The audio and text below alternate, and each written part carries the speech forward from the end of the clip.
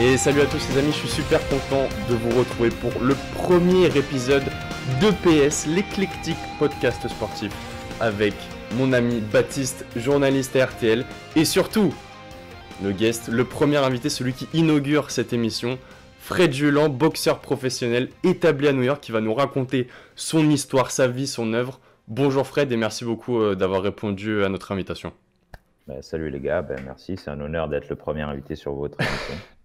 Ça nous fait super plaisir aussi avec Baptiste et on a 100 millions de questions à te poser sur la boxe, sur ton parcours, mais déjà pour les gens qui ne te connaissent pas forcément, présente-toi un petit peu, qui es-tu, que fais-tu, tout simplement. Ok, alors moi mon nom c'est Frédéric Julan, ça va faire bientôt 10 ans que je suis parti aux États-Unis. À la base je viens de Ponto Combo dans la région parisienne.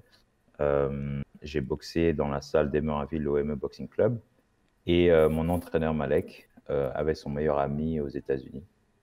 Donc, ce qui s'est passé, c'est qu'on a commencé une carrière amateur. Quand je dis on, parce qu'il y a une équipe qui est venue ici. Je suis pas le seul boxeur français à être ici. On est venu à 3. Donc, on a commencé la boxe amateur en France. Et très vite, on s'est rendu compte qu'en venant d'un petit club, ça allait être difficile pour nous pour évoluer dans la boxe. Et surtout, il y a 10 ans, la boxe était mort. Donc, nos entraîneurs, ils nous a dit, écoutez les gars, j'ai mon meilleur ami à New York. Pourquoi vous n'allez pas faire un tour, voir ce qui est possible? Donc, en 2010, on est parti faire un stage d'1 mois. Et c'est là qu'on a vu que la boxe, c'était à New York. Et puis, on est rentré, on est reparti. Et maintenant, je suis là. Et qu'est-ce qui t'a frappé, justement, quand t'es arrivé à New York, entre l'esprit qui régnait autour de la boxe là-bas et ce que tu connaissais à Ponto Combo dans ton club? Alors... le club était à Emeraville. La première chose, c'est si par exemple, tu vois, là, je porte des vêtements, il y a marqué boxing.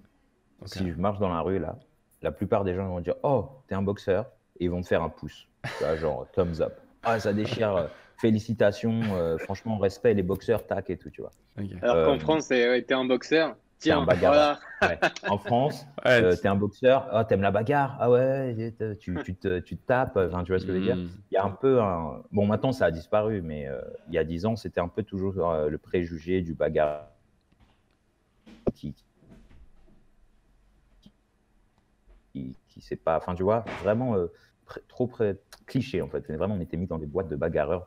Genre pas trop intelligent, pas éduqué, sans éducation, quoi que ce soit. Au States, c'est différent parce que même ce qu'on appelle les cols blancs, ils s'entraînent, tu vois, il y a une culture de la boxe. Les grands boxeurs viennent de chez eux, tu vois, il y a des bars, il y a le bar Jack Dempsey, tout le monde connaît qui était Jack Dempsey, son histoire, etc. Donc, la culture de la boxe aux États-Unis est complètement différente. Donc, quand on arrive là-bas, on avait l'impression d'être des stars alors qu'on n'était personne. Tu vois. J'avais même pas 8 combats amateurs.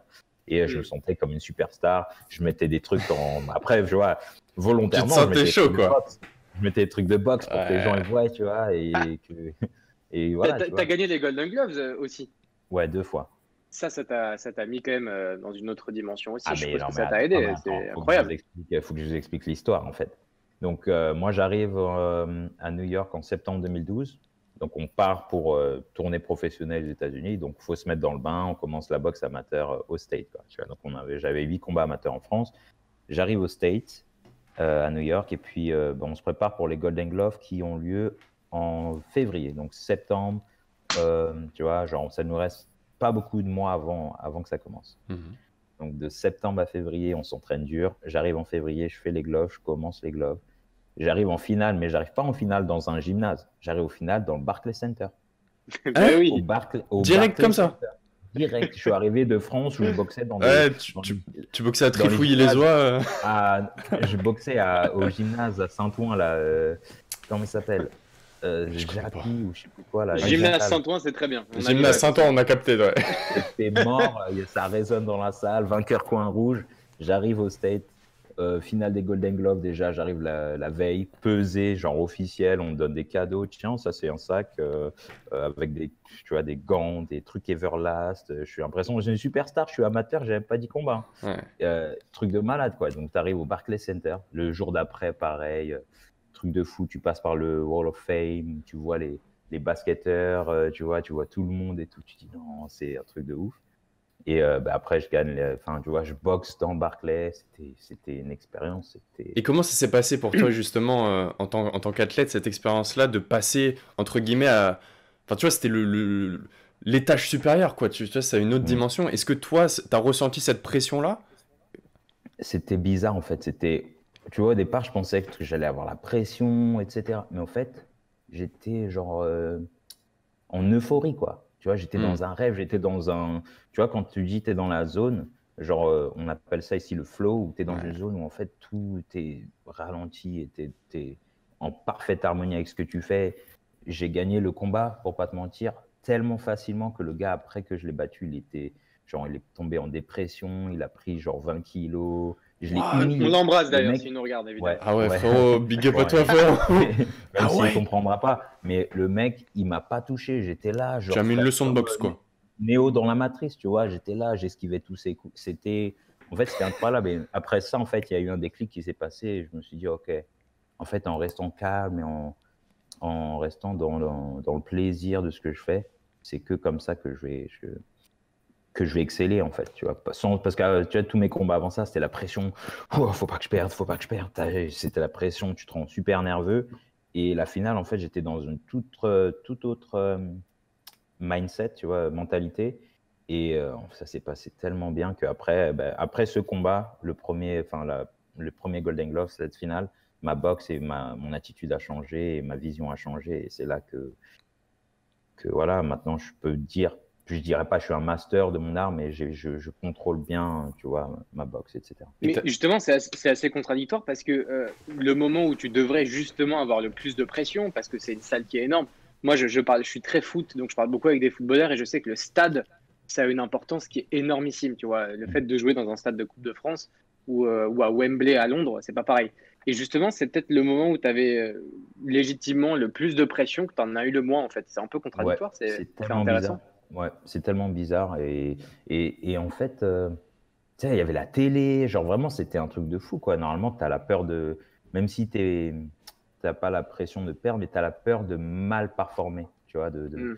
tu as toujours ce petit stress. Et même ça, je l'avais pas. C'était vraiment quelque chose de T'avais nouveau. changé quelque chose dans ta routine ou pas du tout? Tu Non, sais même pas, tu pas saurais du, pas expliquer du tout d'où ça vient. pas du tout. Je pense que c'était l'excitement et tu vois, on a tellement travaillé dur que quand je suis arrivé à la finale, en finale, c'est juste être là, j'étais satisfait.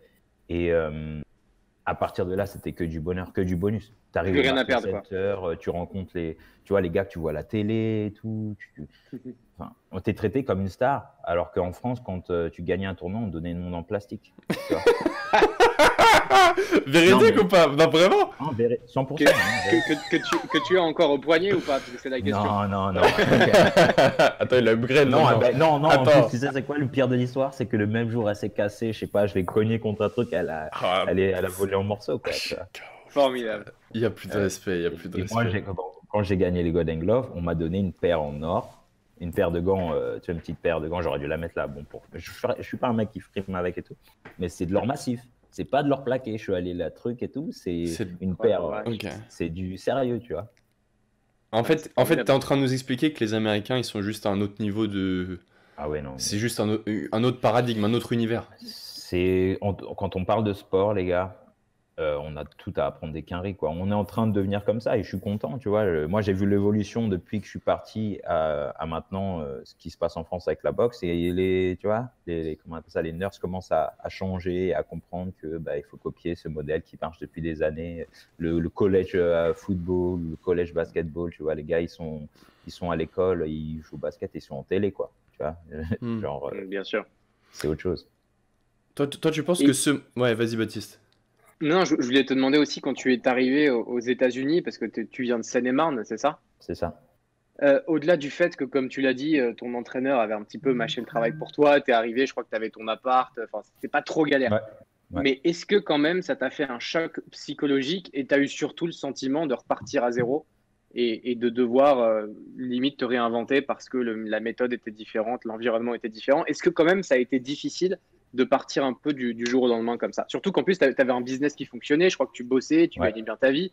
Donc Ouais. c'était vraiment un sacrifice sans forcément avoir la garantie que tu allais réussir, quoi.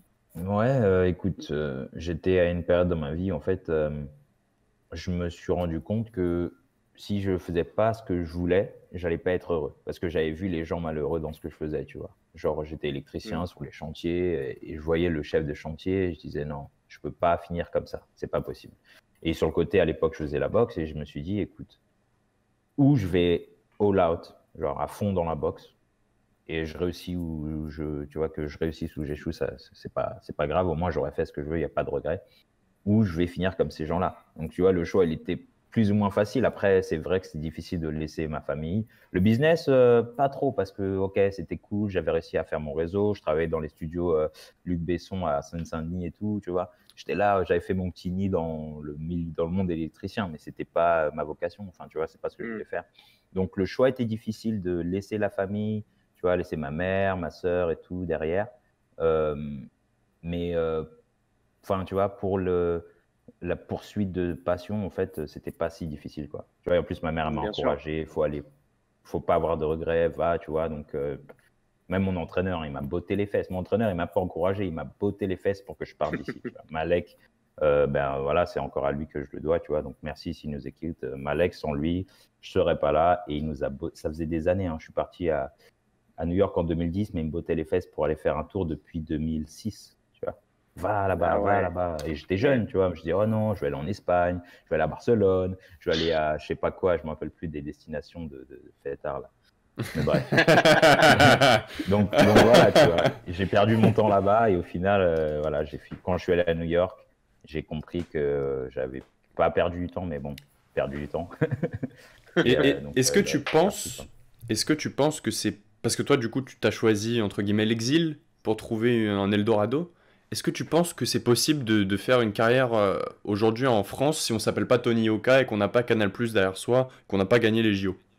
Non, je vais être honnête, faut être réaliste. La France, ils ont des chouchous.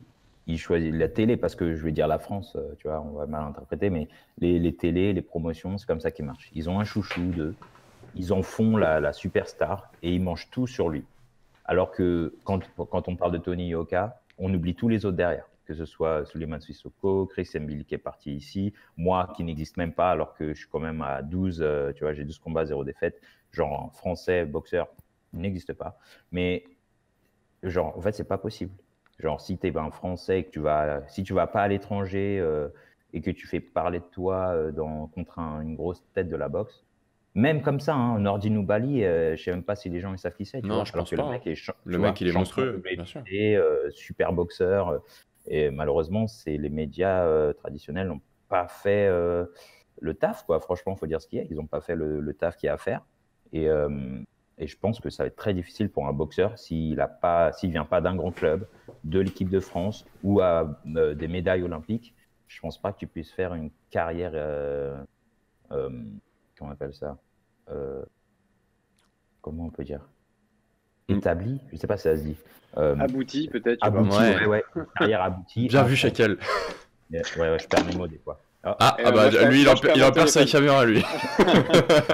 donc voilà, je pense que peut-être que les choses vont changer. Tu vois, il y a des nouveaux trucs qui se lancent, il y a des sites de streaming, il y a Fight Nation qui vient, qui expose les jeunes fighters en France. Il y a un truc qui se passe, il y a quelque chose qui se passe.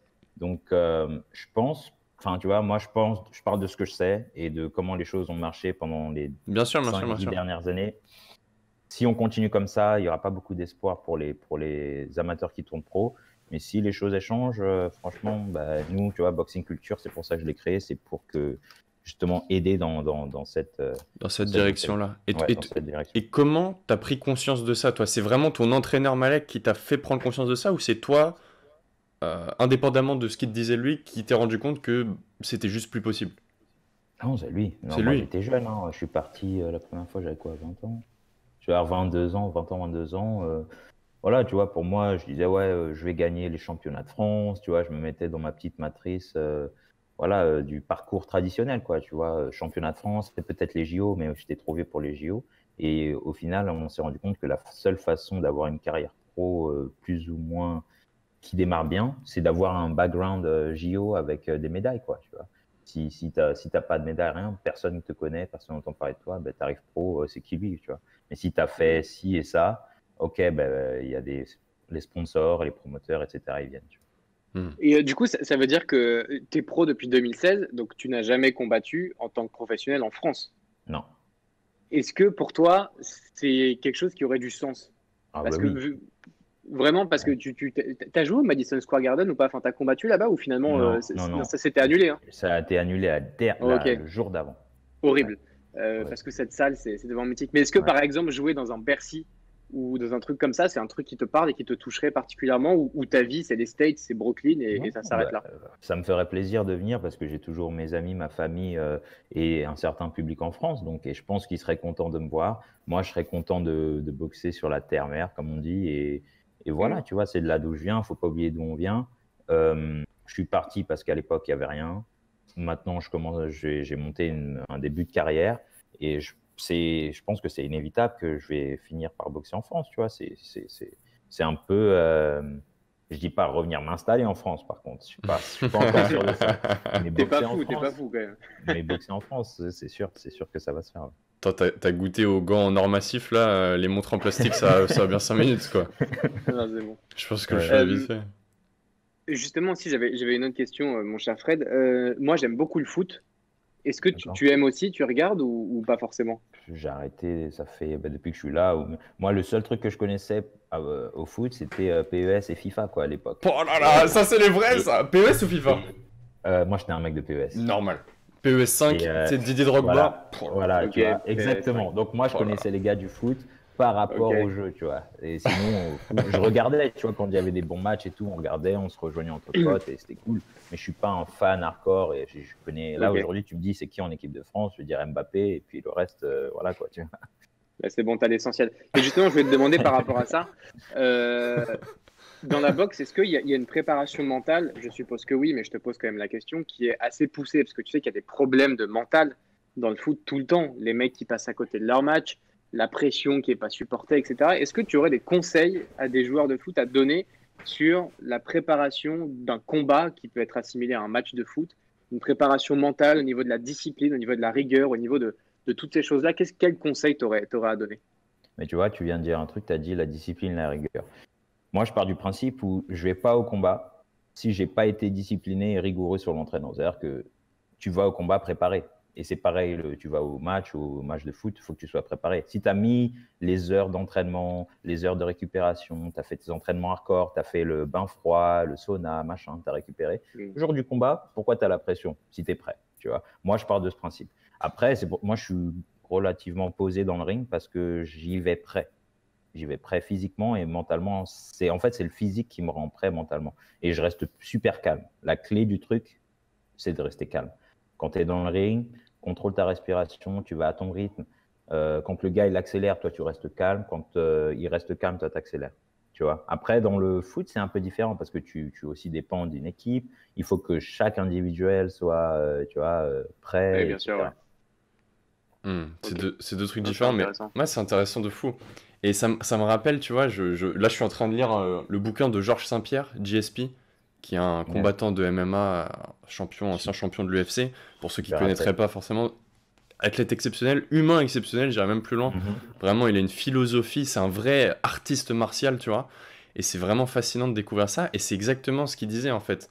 C'est que, en fait, la préparation et ta discipline te conditionnent à gagner. Et tu ne peux qu'être confiant, en fait, une fois que tu as accompli les heures et les heures et les heures de travail. Toi, par exemple, tes entraînements, c'est quoi un peu ton planning d'entraînement? À quel point tu te donnes pour te préparer justement pour un combat? Ça ressemble à quoi? Fred Julan qui se prépare. Ouais, c'est mentalement déjà c'est épuisant parce que c'est des fois 3 fois par jour. C'est-à-dire que tu te lèves le matin, tu vas faire ton jogging, mais c'est pas tous les jours. Hein, mais Donc là, tu te lèves, quelle heure il est? 4h30, tu vois, un truc comme ça. Ok. 4h30, des fois, la plupart du temps. En fait, moi, je procrastine une bonne demi-heure avant d'aller courir. Donc, il faut que je me lève un peu tôt, tu vois. Tu te lèves à 4h30, comme ça, à 5h, t'es parti. Ok. Donc, voilà, tu te lèves, tu procrastines 30 minutes, tu vas, tu cours. Donc, ça, je te donne la journée. Je pense qu'il y a beaucoup de gens qui aimeraient procrastiner comme toi. Ouais, Le gars, il dit procrastiner quand même. Non, et 30 minutes. Parce que, tu vois, tu te motives, en fait. Et là, j'y vais pas. Je suis fatigué, il fait froid, il pleut, enfin, tu vois. Et c'est 30 minutes, en fait, c'est pour la décision, tu vois, et après, tu vas. Donc, voilà, ça, c'est les journées les plus dures. Tu vas, lève à 5h du mat, tu fais 5 ou 10 km, ça dépend du jour. Tu rentres à la maison, tu te reposes, petit-déj. Si tu bosses pas, tant mieux, tu vois. Moi, des fois, j'entraîne des clients entre deux, mais quand il y a les combats, en général, j'annule. 11h midi, des fois, la plupart du temps, c'est boxe, tu vois, de 11h à 1h, donc 2 heures de boxe.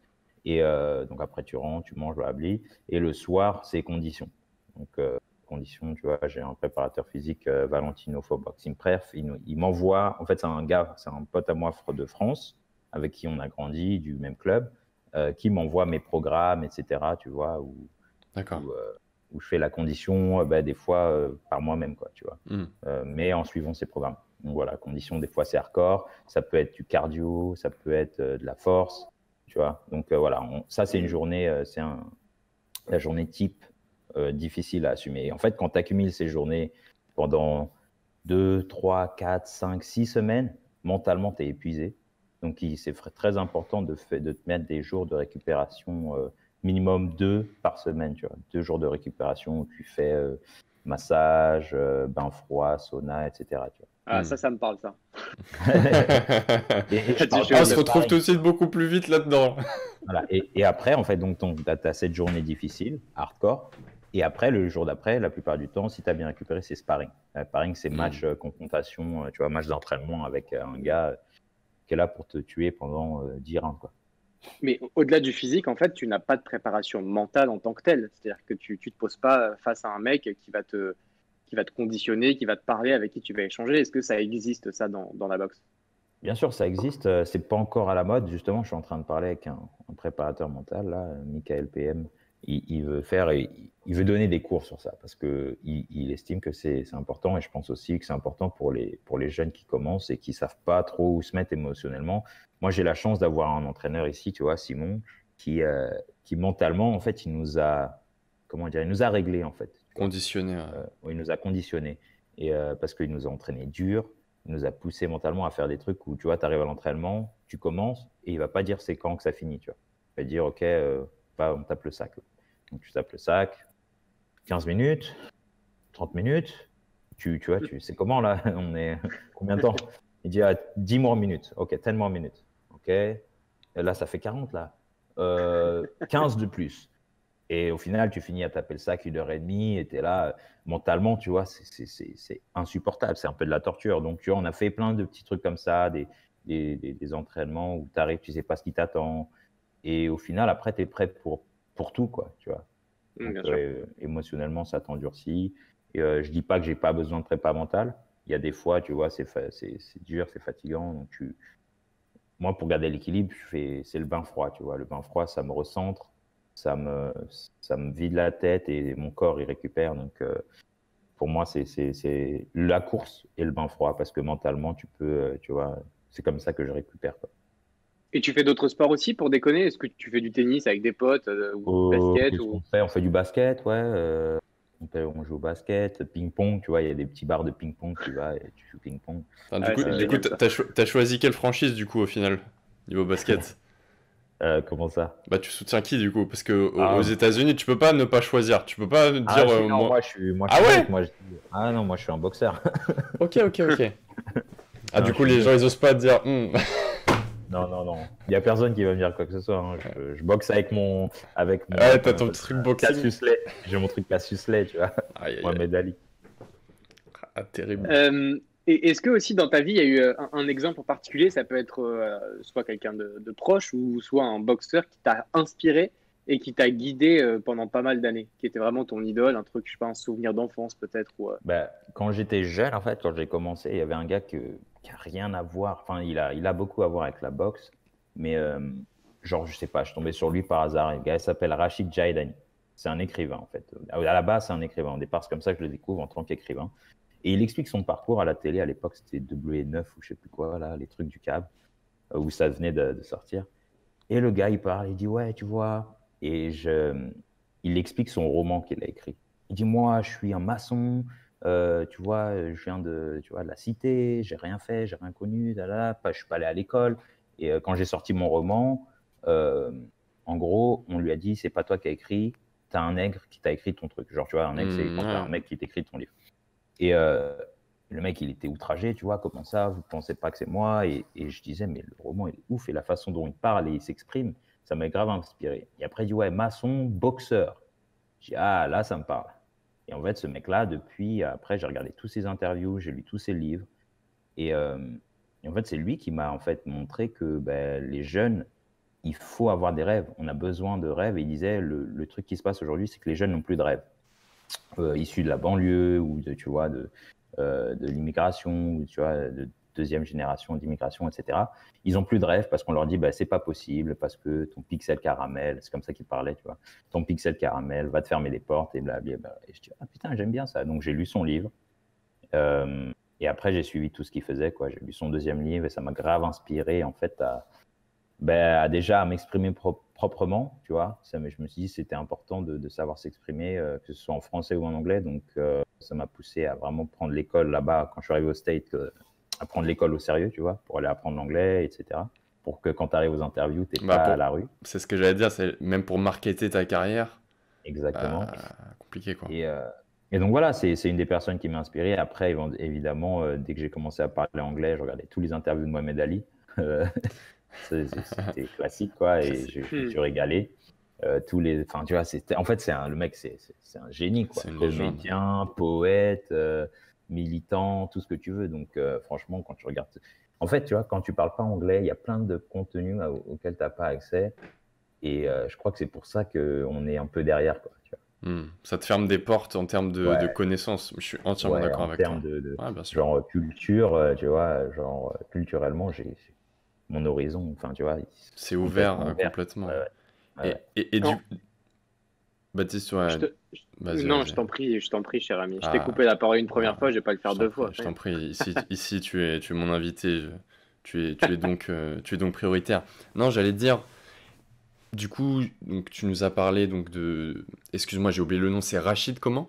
Il s'appelait Rachid Jaidani. Il a écrit un film qui s'appelle Rangen et l'autre avec Depardieu qui s'appelle Tour de France. Donc d'accord. Donc Rachid Jaidani et Mohamed Ali. Est-ce que toi, donc ça c'est un peu tes inspirations, mais je dirais peut-être plus sur un plan intellectuel et peut-être philosophique.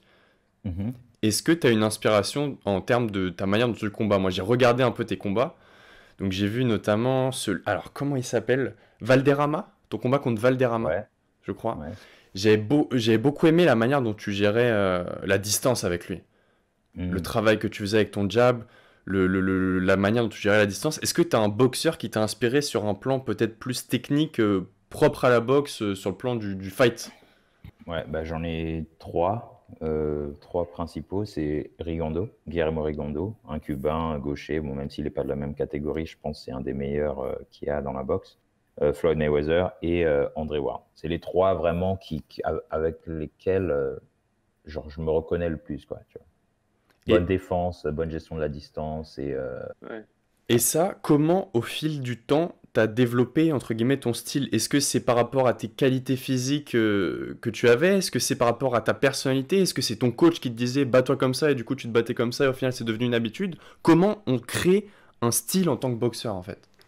Je pense que c'est la personnalité, tu vois. Moi, j'étais peureux, j'avais peur des coups déjà. Donc, je voulais pas manger de coups. Donc, j'ai développé une défense genre super. C'est pour ça qu'on m'appelle ici le soap, le savon. Parce que je suis super glissant, tu vois. Quand tu viens, tac. Ça rebondit sur l'épaule, ça glisse, quoi. Je suis désolé, ils ont quand même un don pour trouver des surnoms, mais ils sont forts, quoi. Ils sont super chauds. Et ça, c'est dans les salles de boxe, hein, tu vois. Le mec, il a incroyable. C'est le savon, il glisse comme ça. Donc ça c'est à l'entraînement en fait que... D'accord. Sparring. Ok. Et donc voilà, tu vois, c'est les personnalités qui font les styles, tu vois. Si tu es un mec agressif et qui en veut, tu vas être plus un mec qui avance et tout, tu vois. Si tu es plus réfléchi, posé, machin, tu vas être plus comme les André Ward, tu vas regarder plus ces gens-là. Après, forcément, attributs physiques, ouais, tu vois, un peu, mais c'est plus, je crois, chaque boxeur boxe en fonction de leur personnalité, tu vois. C'est toute une personnalité. Et moi, je peux te dire comment est une personne en fonction de la façon dont il boxe. Tu vois. Ok. En fait, t'es le mentaliste de la boxe, toi. Non, c'est cool, c'est intéressant comme perspective, tu vois, parce que je me suis toujours demandé, moi, comment tu pouvais avoir des styles si différents, tu vois. Et parfois, des personnes, justement, qui, avec des attributs physiques, on va dire, assez similaires, boxer, c'était le jour et la nuit dans leur manière de boxer, tu vois. Donc toi, pour toi, c'est vraiment la personnalité qui fait... C'est à 100%. Ok. Si tu es un mec qui est nerveux et qui est vraiment très gros ego et qui peut pas accepter de se faire taper, Dès que tu vas te faire taper, tu vas revenir tout de suite. Si tu es un mec qui peut prendre sur toi, tu es plus posé, tu te fais taper, tu t'en prends une, ok, je vais la voir après. Et tu vas rester tranquille. Tu vois, c'est des petits trucs comme ça. La boxe, on dit, c'est 90% mental. Hein, tu vois. Et je le crois. Quand tu dis ça, c'est dans quel sens c'est 90% mental? C'est tout dans ta tête. Concrètement. Quoi. C'est-à-dire. Contrôler tes émotions, tout est une question de contrôle d'émotions. D'accord. Parce qu'on a tous la même technique à certains niveaux donnés. Tu vois. Après la technique vient le physique, mais si on est physiquement au même niveau et techniquement au même niveau, qu'est-ce qui fait la différence? Ok, c'est le mental. Voilà, c'est comment tu contrôles tes émotions, comment tu peux prendre la pression du gars, comment tu peux, si Mohamed Ali, tu vois, lui, c'était un pro parce qu'il venait, et c'est pour ça qu'il parlait autant. Il a été trash talk pour que tu perdes mentalement ton calme et que tu arrives et que tu fasses des erreurs et tout, tu vois. Mais si tu es posé comme Mayweather et que quoi qu'il arrive, tu stick to the game plan, comme on dit, et que tu restes composé, il va rien se passer. Le mec, il va jamais gagner parce que c'est des l'endurance mentale de malade et les gens, ils s'en rendent pas compte. Quand Mayweather dit I'm the best ever, c'est pas que sur le plan technique. Mentalement, le mec, c'est un monstre. Faire 12 rounds, parce que, ok, mais pas des KO, mais va faire 12 rounds comme il fait Mayweather, à garder tout le temps la même truc et le répéter au travers des rounds. C'est quand tu es là, qu'en fait, quand tu fais tous ces rounds, que tu te rends compte, ok, le mec, il était à un autre niveau. Est-ce que c'est parfois critiqué justement ce style, parce qu'aux États-Unis, c'est important d'avoir de l'entertainment. T'as vu que j'ai un accent formidable. Donc tu vois, le spectacle, toutes ces choses-là. Est-ce que parfois tu peux être critiqué parce que tu es un boxeur un petit peu plus défensif et que justement tu te contentes du plan que tu avais et des trucs. Est-ce qu'il y a des reproches par rapport à ça et des critiques? Bien sûr, c'est inévitable. C'est inévitable. Le grand public, ils sont pas là pour voir de la technique et un mec qui évite les coups. Ils sont là pour voir du sang et tu vois, et de la souffrance. Tu vois. Donc le grand public va te critiquer, mais les purs fans de boxe vont dire waouh, c'est magnifique de le regarder boxer, tu vois. Okay. Moi, je regarde Mayweather, je dis waouh, putain, un truc de ouf. Il y a des gens qui vont dire ah, mais qu'est-ce qu'il fait là? Pourquoi il attaque pas? C'est quoi cette merde là? Je veux pas regarder ça, moi, tu vois. Et bon. Ça fait partie du jeu. Hein. Il y a des gens qui aiment, il y a des gens qui vont pas aimer, et c'est comme ça. Et du coup, là, toi, un peu pour revenir à toi sur la suite de ta carrière, c'est quoi la suite pour toi? Donc, on a parlé brièvement avec Baptiste du fait que malheureusement ton combat au Madison Square Garden est tombé à l'eau. Raconte-nous un peu. Là, je crois que c'est l'anniversaire. Ça fait 1 an pile poil que mon combat est annulé. Donc voilà, ça fait 1 an que ça a été annulé. Que ma gym a été fermée, la salle de boxe où je m'entraînais a été fermée et malheureusement ça va pas réouvrir d'ici tôt. Je suis allé m'entraîner dans une autre salle, donc il y a du mouvement, tu vois, je suis avec la team Havoc. Il y a quand même pas mal de grands boxeurs là-bas et j'évolue parmi ces grands boxeurs, dont Edgar Berlanga, Richardson Neskins, enfin des grands noms pour ceux qui connaissent. Et donc il y aura sûrement des opportunités qui vont arriver dans un futur très proche, genre je dirais peut-être en mai ou un truc comme ça, tu vois. Bon, ça fait 1 an que j'ai pas boxé, mais je suis quand même resté un minimum en forme, plus ou moins. Donc il y a ça. Pendant le Covid, j'ai eu le temps de développer ma structure qui est Boxing Culture, où justement, comme on disait, que c'est difficile de développer des carrières en France. Nous, on veut aider à créer le pont pour les jeunes Français de venir faire des combats aux États-Unis, pour que quand ils reviennent en France, ça leur donne du crédit pour qu'ils puissent faire quelque chose avec ça, tu vois, que ça leur mette un petit truc sur le CV, comme on dit, début aux États-Unis, où j'ai fait un combat aux États-Unis, où je me suis entraîné avec tel et tel boxeur là-bas. Et donc voilà, tu vois, j'ai développé tout ça et voilà, j'ai ma carrière pro en tant que boxeur, mais j'ai aussi maintenant ce nouveau rôle où je veux encadrer des jeunes boxeurs qui, comme moi, s'ils n'ont pas vraiment de débouchés, on est là pour donner des nouvelles opportunités. Ok, top. Oui, ça. Et est-ce que tu es heureux à New York? Est-ce que tu t'y plais? Tu as tes habitudes et tout? Ouais. C'est ta nouvelle maison? Ça y est? Ouais, ça fait depuis longtemps, ouais. C'est bizarre. Au départ, tu es tout excité, tu es là, oh, New York. Et après, au final, ça devient un peu, comme on dit, love-hate relationship. Alors, tu l'aimes et tu la détestes. Parce que c'est stressant, c'est bruyant. La bouffe, si tu ne payes pas une fortune, tu n'as pas la meilleure bouffe. Et tu vois, en tant que Français, quand tu es habitué à des petits produits du terroir, à des trucs de qualité, T'arrives ici, t'es un peu dépaysé, où tu vois, tu dois payer 20 balles pour une rillette. C'est un peu, tu vois, c'est un C'est peu horrible. beaucoup. Je vais te dire un truc, j'ai vécu à San Francisco pendant 6 mois et avec un pote, on a eu une crise, tu vois. On avait besoin de fromage, mais de vrai fromage. Exactement, de vrai. Voilà, de vrai fromage, mais en mode crise de manque. La suée qui est là, je commençais à trembler, tu vois. Et je crois qu'on a eu, parce que évidemment, tu sais pas à toi que je veux dire ça, mais à chaque fois, tu as des pourboires, en tout cas, le prix qui est affiché, c'est jamais celui que tu payes. Mais Yep. je crois qu'on a payé pas loin de 100 $ pour une bouteille de vin et un bout de mimolette et un bout de comté, Pardon? qui était Voilà. très bon. 100 C'est pas la dollars? question. Mais on n'était pas loin de Mais 100 c'est dollars dans une fromagerie à San Francisco. Après, c'est hyper cher. Mais Mais c'est on des- est chez les fous. c'est des quoi le voleurs. délire? Ah, c'est des salauds. C'est des Franchement, voleurs. salauds. Genre, ça coûte combien en France, ça? On parle de centimes. Frère, ça coûte 40, même pas 20, 20 centimes. C'est gratuit, ça. Je l'ai payé 2,99. Quoi? Ouais, vache. Mais pourquoi? 2,99 $. Juste parce que. Just because. Just because. Tell me. Tell us everything. Et voilà. C'est D'accord. un truc de fou, tu vois. C'est Ah, on est chez les fous. c'est comme ça, tous les produits exportés de France. Si tu veux de la qualité, tu vas payer, comme tu as dit, 100 $ pour ta bouteille de vin et ton fromage. Surtout les trucs comme le comté et tout. Parce que tu sais que tu peux pas le faire voyager parce que Oui, tu vois, oui. c'est la politique, quoi. C'est ça, ouais. La pasteurisation, je sais pas quoi, bref. Mais c'est Ils horrible. la mettent à Même l'envers. nous, on aimait bien prendre des petits déjeuners. Et pareil, le pain au chocolat. Genre, Ouais. mais je crois que je payais 5 $. Et à un moment, Et en plus, il est claqué, le truc, quoi. mais exactement, le truc est dégueulasse. Et à chaque fois, je regrette un peu parce que normalement, je suis bien éduqué et j'aime pas ça. Mais j'ai pris quand même le boulanger entre quatre yeux et je lui ai dit, vous savez que ça, là, ce que vous me vendez 5 $, ça vaut 1 euro en France. Et c'est 1000 fois plus bon. Ouais, Et moi, je lui ai j'étais- dit ça après. Ouais, il n'a pas changé le J'étais prix pour autant. Ouais, j'étais choqué quand je suis arrivé en France. J'étais tout excité en 2018, là, j'étais rentré. Et je suis là, je vais à la boulangerie et tout. Et tu vois, moi, je suis habitué, et dans ma tête, tu vois, un pain au chocolat, c'est 3,75, tu vois, minimum. Donc j'arrive, je dis, oh, je veux 2 pains au chocolat, 3 croissants, blabla. Elle m'a dit un prix tellement ridicule. Elle m'a dit genre 4 euros. J'ai dit, quoi? C'est tout? Genre, j'étais choqué, tu vois. Je dis, ok, ça déchire. Ouais, je suis tellement Ah, trop content. bien. Ah, Ouais, tu et en plus, m'étonnes. c'était de la bombe, quoi, tellement bon et tout. Mais bon, bref. Ouais, aux États-Unis, comme je disais, tu l'aimes et tu la détestes parce que il y a beaucoup d'opportunités, tu vois. Culturellement, j'ai grandi de malade, de ouf. J'ai rencontré des personnes que j'aurais jamais rencontrées en France, des personnes de différents, comment on appelle ça, de différentes classes sociales avec lesquelles on ne serait jamais mixé en France, ce serait jamais arrivé parce que je sais pas, il y a un problème d'élitiste ou je sais pas quoi en France où si tu viens d'une certaine classe, tu parles, genre tu regardes pas les autres, quoi, genre ils n'existent pas. Mais ici, je sais pas. Il y a une vraie mixité beaucoup plus.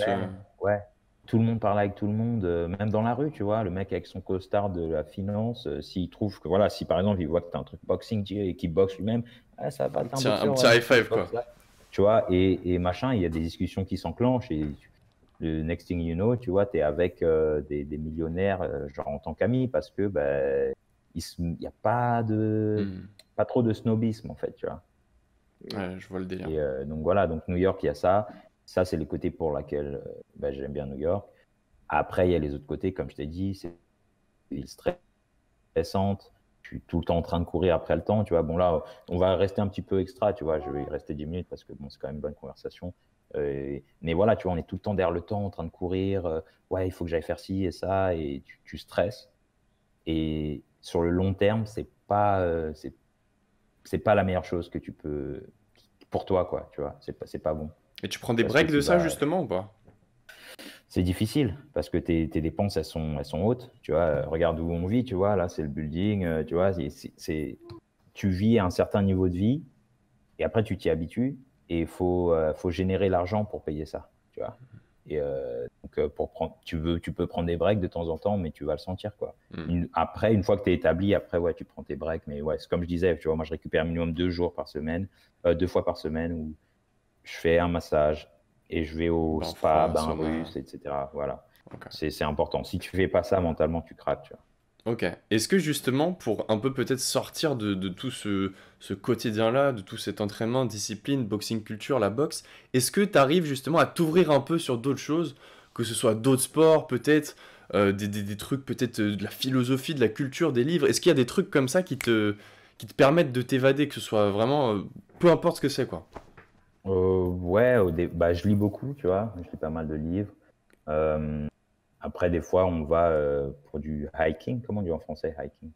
Quand tu Hiking, vas c'est de genre, l'escalade? Cette phrase d'Amérique. Non, non, quand du tu vas randonnée, pardon. voilà. Tu vas marcher dans le parc, tu vois, des trucs comme ça. On va hiking. Euh, ouais, voilà, lecture, hiking. Puis après, on traîne avec les potes, quoi. C'est tout. Il n'y a que comme ça. Reste vraiment Ouais, simple, quoi. Tu vois. simple, ouais. Ok. Et du coup, J'ai une niveau... dernière Ouais, question. Non, je t'en prie. vas-y, non, vas-y, Non, mais vas-y. moi, ça n'a Non, rien à voir. Baptiste, En fait, Baptiste. depuis tout à l'heure, je regarde ton pull et ta casquette. Tu remarqueras que j'ai un hoodie noir. Je Ouais. n'ai que ça dans ma garde-robe et je suis très fan de ce que tu portes. Est-ce que c'est ta marque Ouais. ou c'est. Ok, c'est ta Bah, marque. Et du coup- Boxing Culture, en fait, c'est pas une marque de vêtements, comme je disais, c'est un mouvement Ah oui, j'ai pas vu le culture là. Ok. qu'on a créé pour justement pour aider les boxeurs, etc. Donc tu peux trouver Ok. sur le site, même je t'en enverrai un Ok. directement. Non, mais t'es fou. Je le commande illico presto. C'est direct Oh là là. après. Je décroche, je le commande. J'en ai 25 des hoodies noirs, mais il me faut celui-là Ok, aussi. ok. Bon, on a toutes les couleurs, on a rose, bleu, ce que Oh tu là veux.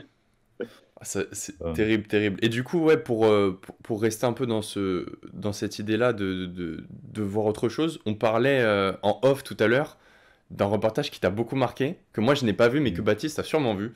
Toi qui es toujours au fait des petits reportages comme ça. Enfin, d'ailleurs, c'est pas un petit reportage. Ouais, Dis-nous-en donc un peu plus, c'est sur The Last Dance. The Last Dance. The Last Dance. Ah, sur les formidable. basket. Ouais, c'est Non, mais franchement. t'as pas vu ça, Mais Aurélien? non, mais j'ai Mais pas ouais, Netflix, mais frérot. c'est- Frérot, moi je suis pauvre, c'est ouf. frère. Mais gros, moi je. Prends Moi, la je fais version quoi? d'essai. Frère. Non, tu sais comment je l'ai vu moi?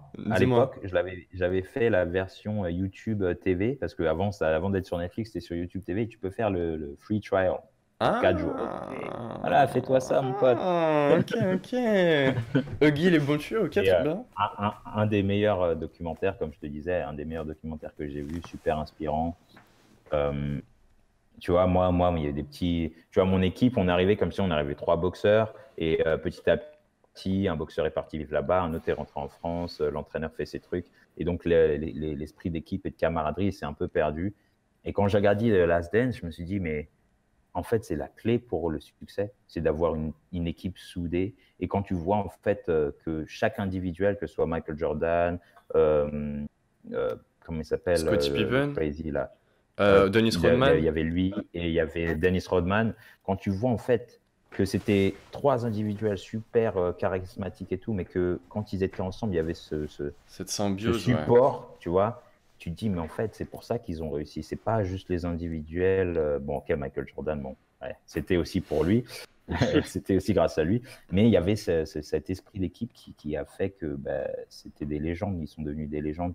Et je crois que c'était en grande partie par ça et par leur entraîneur aussi qui était vraiment tout en symbiose. Et ça m'a grave inspiré, tu vois. Et tu parlais de l'esprit d'équipe dans la boxe, c'est peut-être pour les gens qui nous regardent et qui comprennent pas forcément pourquoi tu parles d'esprit d'équipe dans la boxe, justement. Explique-nous un peu plus en quoi, dans un sport individuel comme la boxe, ça peut avoir un impact et en quoi ça consiste, en fait, finalement. Parce que tu réussis jamais tout seul, hein. Tu vas pas au combat, tu es là, toi, avec ton sac, tu as un entraîneur, tu as un cutman, tu vois.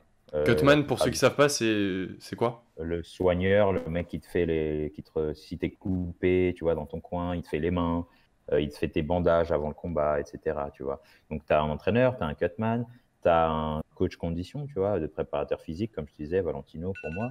Tu as les gens qui te supportent, que ça peut être ta femme, tu vois, tes amis. Donc, c'est tout un groupe, tu vois, ça peut être tes partenaires d'entraînement, tu vois, c'est toute une dynamique où en fait, tu n'es pas tout seul. Parce que quand tu t'entraînes, il y a toutes ces personnes qui te supportent, tu vois, on se pousse entre boxeurs.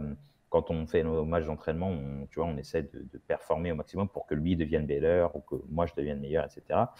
Ton entraîneur qui sacrifie, qui donne, tu vois, des heures de sa vie pour toi, c'est pas que toi qui arrive et qui gagne, tu vois, c'est toutes ces personnes. Et c'est pour ça que l'esprit d'équipe, il est super important et qu'il faut encourager les boxeurs à rester le plus longtemps possible avec ceux à qui ils ont commencé. Et je pense qu'il n'y a que comme ça que déjà tu seras satisfait parce que, comme on dit, si tu arrives au sommet tout seul, avec qui tu partages la saveur est moins... Ouais. Pour revenir, on va penser que j'ai une fascination pour ce mec, et c'est vrai, Georges Saint-Pierre. qui a commencé Ouais. du coup avec Christophe Midou, et donc après qui a rencontré Firas Zahabi et John Danaher, qui sont deux très grands entraîneurs du MMA, et qui a toujours gardé le même corner en fait quasiment. Tu vois, C'est ça. toi dans ton corner, il y a qui au final? Il y a toujours mon premier entraîneur Malek. À chaque combat Toujours? professionnel, ouais, Ça, c'est à chaque, génial. il a volé, il a fait le vol, il est Incroyable. venu tout le temps, il n'a pas manqué un combat. Et puis il y a son meilleur pote Simon, quoi, qui était là avec nous. Ok. Là, comme j'ai changé un peu d'écurie, je m'entraîne dans une autre gym. Je sais pas encore comment, tu vois, on n'a pas eu de combat depuis un an. Donc malheureusement, mon autre cutman est mort l'année dernière. On ne sait pas encore comment on va s'organiser. Mais ouais, j'ai toujours mon entraîneur qui sera là, quoi. Malek, il est venu à tous mes combats, il m'appelle tous les jours, tu vois, il est toujours là, quoi, jusqu'à la mort. Ouais, franchement, ça fait plaisir, tu vois. Genre, Pleure c'est pas, une belle Aurélien. histoire. Mais gros, mais tu sais que sans déconner, j'ai pas chialé, tu vois, mais ça me touche, tu vois. Je trouve ça Non, magnifique, tu vois. moi aussi, bien sûr, non, Parce bien sûr. que. Ah non, franchement, c'est génial, tu vois. Parce que je pense que c'est exactement ce que tu dis, en fait. C'est ce genre de truc qui se perd, tu vois, aujourd'hui où tout le monde est un peu à faire son truc, en mode moi je vais réussir et nique sa mère Ouais, les autres. Alors qu'au ouais, final, ce que je t'expliquais quand on s'est parlé, tu vois, le gâteau, quel que soit le domaine, il est très grand et en fait, on peut tous partager et avoir une part de ce gâteau-là. Et c'est vraiment à la fois l'objectif de ce podcast, de ma chaîne YouTube, de tout ce que je fais, des gens que je côtoie, Baptiste, les gens que je rencontre, toi, de rencontrer des gens qui ont cet état d'esprit-là. Franchement, ça fait ultra plaisir. Et sincèrement, merci du fond du cœur d'avoir pris ce temps-là pour nous, de nous avoir partagé un peu toute ta vie, ton histoire et tout. Ça fait super plaisir. Et enfin voilà, j'espère que vous appréciez autant que nous on apprécie quoi, parce que là c'est que le premier épisode, c'est que le début, mais j'espère que ça va continuer vraiment longtemps et qu'on va Et rencontrer plein de Fred, gens incroyables, quoi.